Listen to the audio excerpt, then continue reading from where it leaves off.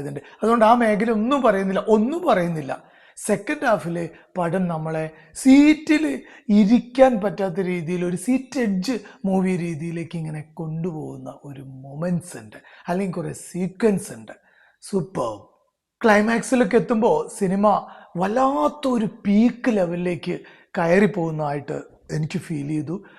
ഇനി എന്തായാലും റിവ്യൂ കണ്ടിട്ട് പല ആളുകളും വലിയ എക്സ്പെക്റ്റേഷനിൽ പോകുമ്പോൾ ചിലപ്പോൾ പല രീതിയിലുള്ള അഭിപ്രായങ്ങൾ വരാറുണ്ട്. ആ രീതിയിൽ ഇതിനെ കാണേണ്ടതില്ല. ഞാൻ ഫസ്റ്റ് ഷോ തന്നെ കണ്ട ഒരു ഇമ്പാക്റ്റാണ് ഉള്ളത്.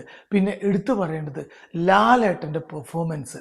സ്റ്റാർട്ടിങ്ങിലൊക്കെ നമ്മൾ സാധാരണ ആ ജോർജ് കുട്ടിയായിട്ട് അയാൾ ദൃശ്യം 1-ലും 2-ലുമുള്ള ജോർജ് കുട്ടിയുടെ ഒരു പാറ്റേൺ അയാൾ അത് കീപ്പ് ചെയ്ത് കൊണ്ടുപോകുന്ന ഒരു ശൈലിയുണ്ട്.